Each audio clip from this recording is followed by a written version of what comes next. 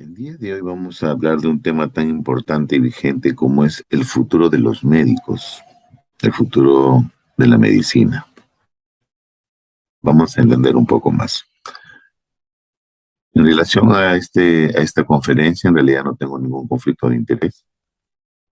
Lo importante es entender un poco la dimensión de lo que está sucediendo hoy en día a nivel de la medicina, del sector salud, y cuál es el futuro, y cuál es el nuevo perfil del médico. De eso aborda esta conferencia. Ya hace algunos años, la prestigiosa revista New England Journal of Medicine publicó acerca de la utilidad de una de las herramientas sustanciales en esta nueva era en relación a la inteligencia artificial, como es el Machine Learning o aprendizaje automático. Menciona aquí que un paciente de 49 años de edad nota una erupción indolor en su hombro, pero no va a atenderse. Meses después, su esposa le pide que vea a un médico ya que ve que esa lesión al parecer sigue creciendo, ¿no? Un médico le diagnostica queratosis seborreica. Más tarde, el paciente se somete a un procedimiento invasivo digestivo y la enfermera observa que tiene un lunar oscuro en el hombro y le aconseja que lo evalúen. Un mes después, el paciente va a un dermatólogo, le sacan una biopsia y los hallazgos demuestran que es una lesión pigmentada no cancerosa. Aún preocupado, el dermatólogo solicita una segunda lectura, a raíz que no es satisfecho por la primera, y le diagnostican ya melanoma invasivo. Un oncólogo posteriormente inicia un tratamiento ya para una quimioterapia sistémica. Al final, un amigo médico le pregunta al paciente por qué no está recibiendo, por ejemplo, inmunoterapia. Al final de la conferencia vamos a ver qué pasaría en este mismo ejemplo si el paciente utilizara herramientas de inteligencia artificial, por ejemplo, para esta condición médica. Hoy en día sabemos que ya hay bastantes avances acerca del uso de la robótica, que es parte de la inteligencia artificial. Por ejemplo, como el doctor Moshe Shoham, a través de un equipo multidisciplinario y el uso de un robot en sus operaciones de columna vertebral, un robot que se le llama Renaissance, y ya tiene más de 25.000 operaciones. Por ejemplo, él es director en Israel de un área de robótica. De la misma forma, una empresa como Virov eh, está produciendo ya este aparatito que ven aquí, este robot pequeño, ¿no?, que se introduce al cuerpo humano para comenzar a ver alguna dinámica dentro del organismo y tiene movimientos, ¿no? Es así que hoy en día cada vez se está usando más la robótica o incorporando el robot dentro de las actividades de los cirujanos. Entonces, se espera que en un futuro los cirujanos tengan que comenzar a aprender más a interactuar con algunas herramientas de la robótica. Y de esa forma estamos comenzando a ver cómo ya la inteligencia artificial comienza a dominar diferentes aspectos de la tecnología en salud, no solamente en campos como la cirugía, sino también dentro de programas cada vez más sofisticados que ayudan de repente a entender algún tipo de predicción. Esto también está sucediendo en el campo de la medicina de laboratorio, ¿no? Cada vez estos asistentes virtuales, por ejemplo, que se están presentando en los diferentes sistemas operativos, ayudan a, digamos, a hacer la vida más fácil al ser humano. Y esta es una tendencia y esto no va a detenerse.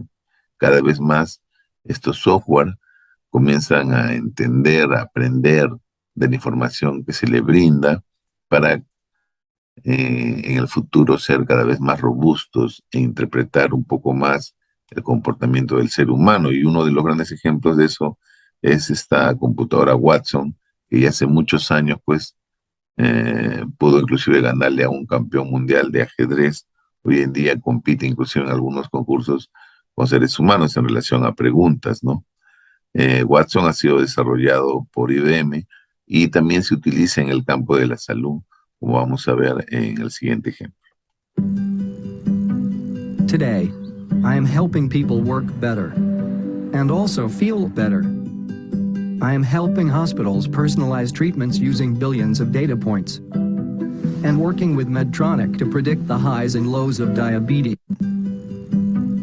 Today, I am helping people work better and also feel better. I am helping hospitals personalize treatments using billions of data points and working with Medtronic to predict the highs and lows of diabetes hours in advance. And I am working with Oracle to use biomarker data to boost the performance of athletes. Hello, my name is Watson. Working together, we can outthink anything. Y hay muchos hospitales que en Estados Unidos, por ejemplo, utilizan a Watson como parte del triaje en la emergencia, ¿no? Para discriminar de repente emergencias tipo 1, de tipo 2, de tipo 3, de tipo 4, etc. Otro de estos grandes visionarios relacionados ya a digamos, a este campo es Vinod Khosla. Él es un innovador de Silicon Valley y refiere que las computadoras son mejores para, digamos, acumular y organizar información, ¿no? En comparación a un médico estrella, por ejemplo, de Harvard. Es decir, ese pensamiento de tener a un supermédico que acumula tanta información es poco probable ya. Hoy en día, imagínense cuántas publicaciones se generan en el mundo día tras día y tenerlos información es imposible. Sin embargo, estos mega computadoras con mega información que se va liberando permite acumular cada vez más información, de tal manera que, digamos, enormes algoritmos en algunas computadoras permiten ya definir flujos de diagnóstico al incorporar de repente información, síntomas y signos en algunos meta-analizadores. Y también llega ya con esto el uso de los wearables o la vestimenta tecnológica, ¿no? Relojes inteligentes, por ejemplo, que nos van a pedir tener más información de los pacientes, ¿no?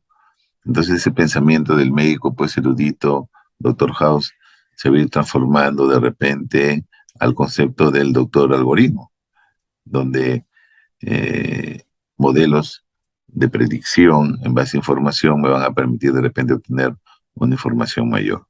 Daniel Kraft, que trabaja en esta Universidad de la Singularidad en Estados Unidos, es un médico futurista y estudia mucho acerca de los wearables, por ejemplo. Él menciona que pasaremos de una medicina episódica y reactiva a una medicina constante y proactiva, por ejemplo, ¿no? Y viene pues lo que les menciono, ¿no? Esta tecnología que cada vez va teniendo mayor uso y mayor impulso a nivel mundial, ¿no?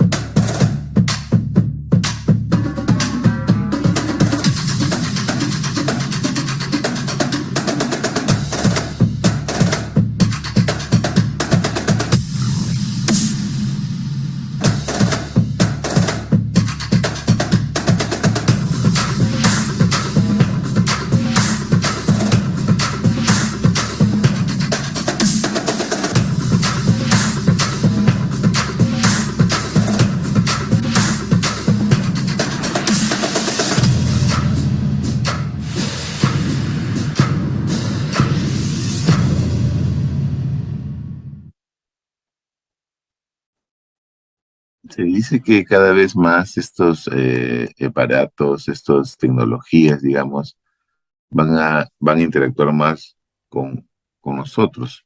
Por ejemplo, se podría esperar que algún día cuando nosotros nos levantemos con nuestro reloj en la muñeca, vayamos a hacer el servicio higiénico, de repente el espejo también ya es interactivo y con la información de este dispositivo, el espejo con una voz piensa decirnos qué pasó, el día de ayer has estado un poco tenso, has tenido cambios en la intensidad de tu voz, eh, no has dormido bien, en esta semana has estado un poco irritable. Recuerda que sufres de la presión. En base a tus antecedentes médicos, no has ido a recoger tu última receta. Vemos que no estás tomando tus medicamentos. Según tu historia electrónica, observamos que tienes un riesgo de tener un infarto al miocardio en los próximos 10 años del 20%. Por favor, reflexiona. Tienes que hacer un cambio en tu estilo de vida ahora, ¿no? Con la información acumulada del dispositivo, con la información acumulada de la nube electrónica que tiene probablemente datos de tu historia clínica, y ya con esta tecnología pues nos van a tener más actualizados probablemente de lo que hacemos. De tal manera que quizás ya llegará un momento en que no necesitaremos tantos medicamentos, sino más bien aplicaciones, ¿no? Que van a modular o van a modelar de repente nuestros hábitos, como es la alimentación, actividad física, el hecho de fumar o no fumar, el estrés, alteraciones del sueño, nuestra hidratación, el consumo de alcohol. Y estos sensores pues se van a convertir en entrenadores personales virtuales de bajo costo, por ejemplo. Entonces a todo esto ya se conoce como el Internet de la Salud y cómo todas estas tecnologías van a comenzar a interactuar poco a poco con nosotros. Daniel Kraft en realidad tiene muchas conferencias en relación a este tema. Les recomiendo que lo puedan ver en YouTube para que entiendan un poco más la importancia de esta tecnología. Él ha hecho mucha investigación en relación a esto, a esta tecnología vestible, como se llama, y ya se está utilizando en diferentes aspectos, ¿no? Para modificar de repente algunos hábitos complejos, ¿no? Como fumar, de repente no estar durmiendo adecuadamente, etcétera, etcétera, ¿no? Cambiar un hábito, en definitiva, es difícil. Y también ya están saliendo inclusive algunos wearables ya digitales o lo que le llaman tatuaje digital, por ejemplo, ¿no? Entonces, un futuro que andemos de esta forma, pues no va a ser muy lejano. Otro tema interesante es eh, cómo crear dispositivos que permitan de repente un diagnóstico más oportuno, ¿no? Y de repente algunos que son ya de algunos años van a recordar esta serie conocida a nivel mundial y utilizaban un aparatito que era el tricorder, un aparatito que podía diagnosticar la situación o la condición de salud en las personas en esta serie, ¿no? Mediante diferentes variables fisiológicas. Y aunque no lo crean, esta empresa, por ejemplo, Price, trató de obtener de las empresas algunas que cumplan estas características, ¿no? De repente, eh, empresas que están en el avance, en la vanguardia de tecnología en salud, y trató de que se generara un tricorder, por decirlo así, ¿no? Un aparato portátil, ¿no? Que se podría monitorizar en la mano, diagnosticar condiciones de salud. Ellos pedían que cumpla algunos requisitos, ¿no? Como que este tricorder, por ejemplo, diagnosticara 13 condiciones de salud, dos enfermedades, digamos, bien definidas, y que en el mismo tiempo capturara de repente algunas condiciones relacionadas a signos vitales, ¿no? Lamentablemente no se obtuvo. La empresa que ganó los 10 millones, sin embargo, entre los finalistas se repartieron un monto importante porque no se encontró un equipo que pudiera de repente tener esas características hasta hace algunos años. Y llegamos a las imágenes, ¿no? Vemos cómo hoy en día capturar imágenes cada vez con cámaras más sofisticadas, vemos cómo la innovación lineal de los smartphones, pues, nos permite tener, por ejemplo, celulares con una mayor cantidad de megapíxeles, ¿no? Que permiten tomar imágenes con mejores características. Entonces, estos mismos instrumentos pueden servir para tomar imágenes de mayor calidad que permitan de repente ingresar a un sistema para interpretarlo. De la misma forma pasó con anatomía patológica. Ya hace tiempo se hicieron, digamos, algunos concursos mundiales para tratar de determinar software que permitieran mediante imágenes pues, tomar algún tipo de decisiones. Y ya hace algunos años, por ejemplo, este software, Camaleón, que ya ha evolucionado algunas versiones actuales, podía definir de repente diagnósticos con una sensibilidad superior al 97% comparado con el ojo humano del 73%.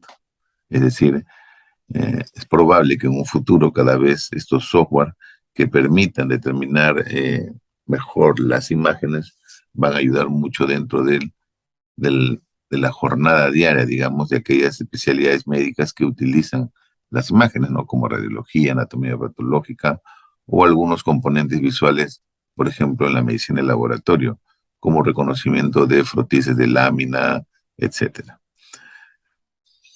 Como mencioné al inicio, el tema de la robótica es también una tendencia, ¿no? Y acá el mejor ejemplo son pues estos sistemas quirúrgicos Da Vinci, ¿no? Que se están utilizando cada vez más, cuestionados inclusive algunos porque mencionan que más es de impacto, digamos, comercial, que realmente de un impacto constante dentro de la actividad quirúrgica en estos hospitales que adquieren estos enormes equipos para hacer cirugías.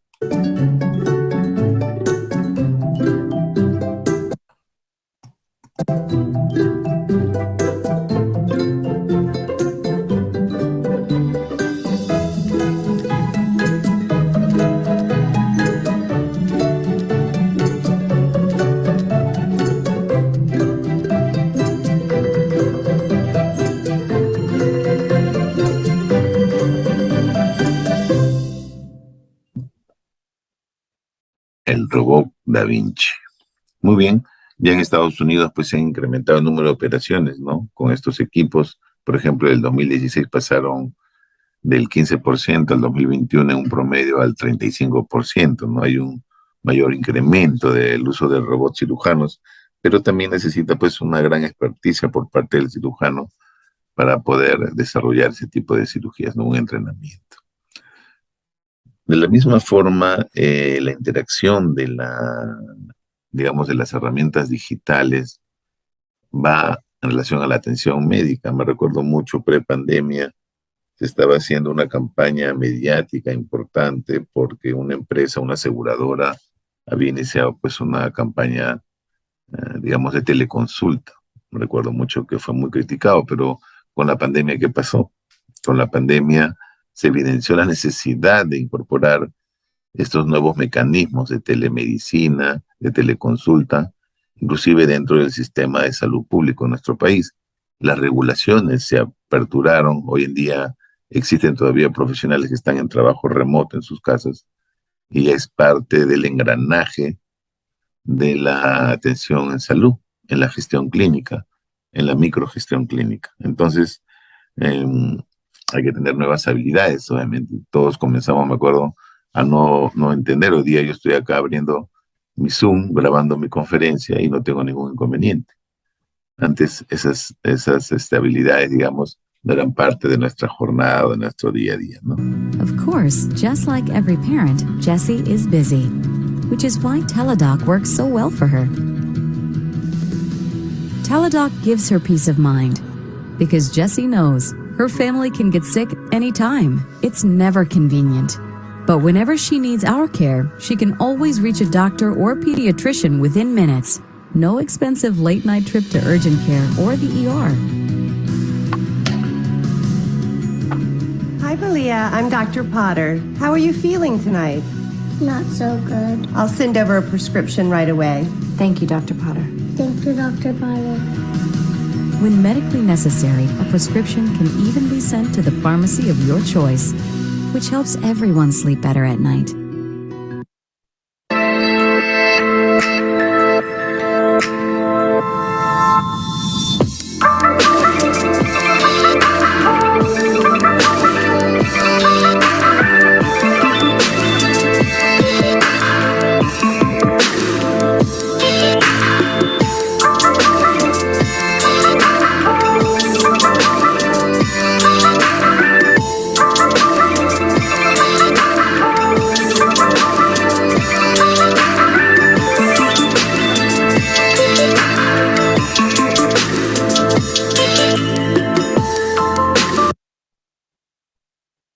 También se menciona de que cada vez más el uso de estas herramientas como los drones van a permitir pues un mayor uso y penetración de necesidades en el tema de salud a nivel mundial, ¿no? Mencionan, por ejemplo, que algún día nuestros deliveries llegarán pues al techo o a las azoteas de nuestras casas con drones que puedan cargar una determinada cantidad. En ese ejemplo, por ejemplo, vimos cómo de una ciudad a otra, de repente hacerlo por transporte terrestre es más complejo que hacerlo de manera ah, con drones a nivel aéreo porque tienen que ir de una zona marítima compleja de una isla a otra. Entonces, con los drones es más accesible y transportando muestras de laboratorio, transportando tubos. En fin, entonces hay que entender que, digamos, el comportamiento de la medicina en el transcurso de los años va a ir cambiando y va a ir modificando básicamente por la penetración de todas estas herramientas digitales que estamos viendo y que de una u otra forma está abrumando la gestión diaria, ¿no? Sin embargo, va a haber especialidades que no van a de repente tener un impacto, como es los psiquiatras, por ejemplo, ¿no? Mencionan que menos del 1% de probabilidades de que las máquinas pudieran de repente sustituirlos dentro de los 5 trabajos más seguros para los humanos en un futuro, por ejemplo, ¿no? Entonces, las tecnologías médicas, digamos, que se están o que están impactando, digamos, el quehacer del futuro del médico en estos días, pues son muchas, ¿no? Realidad virtual, realidad aumentada, que son diferentes, la robótica, la inteligencia artificial, la impresión 3D, ¿no? Hemos visto, por ejemplo, cómo la impresión 3D de algunos órganos básicos, digamos, celularmente, ya están realizándose a nivel de medicina regenerativa para reemplazar, por ejemplo, uréteres, intestino, vaginas, etcétera. Está permitiendo ya esa posibilidad. Es todavía complejo de repente imprimir órganos y quizás aquí la mayor dificultad es la vascularización de los órganos.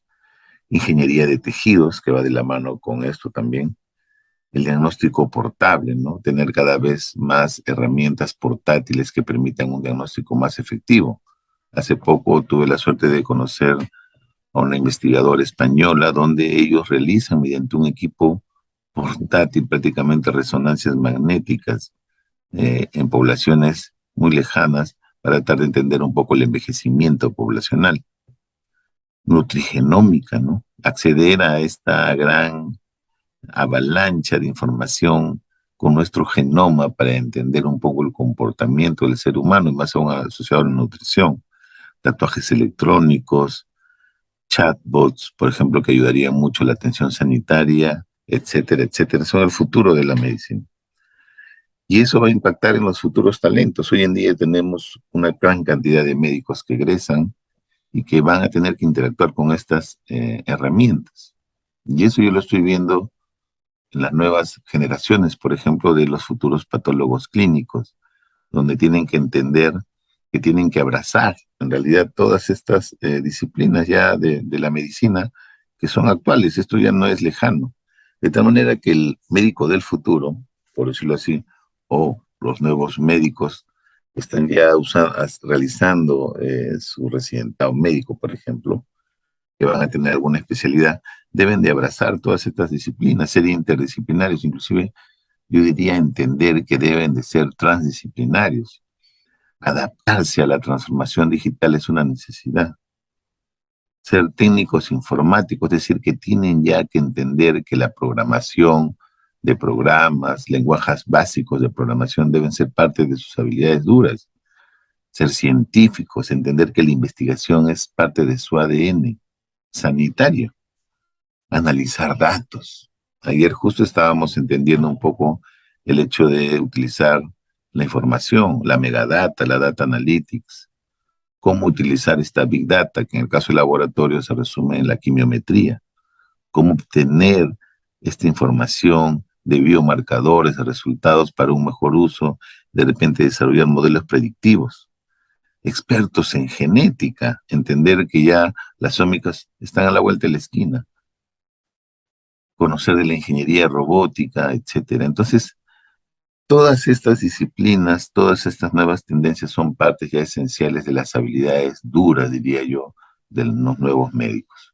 Yo recomendaría a los nuevos médicos abrazar todos estos componentes ahora porque van a ser parte integral de sus actividades en un futuro. De tal manera que, por ejemplo, ya la inteligencia artificial no va a reemplazar a los médicos, sino, sin embargo, va a aumentarnos, ¿no? Esto ya ha sido publicado por la Universidad de la Singularidad. Dev Chopra, por ejemplo, que es una persona bastante espiritual, menciona que la tecnología es la próxima fase de la evolución humana y no se puede detener, ¿no? Cualquier persona que piense que puede detener la revolución de la tecnología, la realidad aumentada, la realidad virtual, la inteligencia artificial, está condenado a la senilidad y a la irrelevancia. En el mismo ejemplo que habíamos visto de esta publicación del New England, ¿no? Habla después ya de una tendencia acelerada, donde hay bastante información de la atención sanitaria, va a cambiar de manera sustancial la naturaleza como atendemos a los pacientes. En un futuro, estos datos médicamente importantes pues van a ser utilizados por millones de clínicos para tomar decisiones en el cuidado de miles de millones de pacientes, pero ya van a ser analizados por modelos de aprendizaje automático, ¿no? Por aprendizaje mecánico, para ayudar a mejorar la atención de estos pacientes con algoritmos. En el mismo ejemplo, si este paciente de 49 años hubiera tomado una foto de esta erupción y lo mandaba mediante su teléfono inteligente, quizás un software le hubiera recomendado que vaya a un dermatólogo. La compañía de seguros aprobaba automáticamente, por ejemplo, esta referencia inmediata y se aplicaba una cita a un dermatólogo lo más próximo posible, por ejemplo, en 2 días. El dermatólogo le hacía una biopsia y un patólogo revisaba el diagnóstico, también asistido por computadora, a la brevedad, de tal manera que se hacía el diagnóstico de meloma en el estadio inicial y simplemente se destripaba. Y este paciente no hubiera entrado en la necesidad de una quimioterapia, de repente poniendo en riesgo su sobrevida y su pronóstico, ¿no? Si entendemos que ya la inteligencia artificial es parte de la atención en salud. Muy bien, les recomendaría que lean este libro de Andrés Oppenheimer, se llama Sálvese quien puede, analiza un poco el futuro del trabajo, de cómo este futuro de la automatización puede afectar trabajos, ¿no? Habla que el 47% de los trabajos existentes corren el riesgo de automatizarse o volverse obsoletos debido a los avances tecnológicos. También hay bastante información, les recomiendo que entren a internet, en YouTube, hay mucha información. Está, por ejemplo, El futuro de la salud de Divya Chander, es muy bueno, ya ha sido publicado hace bastante tiempo. Muy bien, he pretendido darles un viaje rápido acerca del futuro de la medicina y cuál debería ser el perfil idóneo de estos profesionales en un futuro. Espero que les sirva. Síganme en mis redes sociales, en YouTube, en Facebook, en Spotify. Y muchísimas gracias por haberme escuchado esta conferencia. Como saben, soy el fundador de Medicina en Laboratorio y bueno, espero que les haya servido de ayuda. Un abrazo, éxitos para ustedes.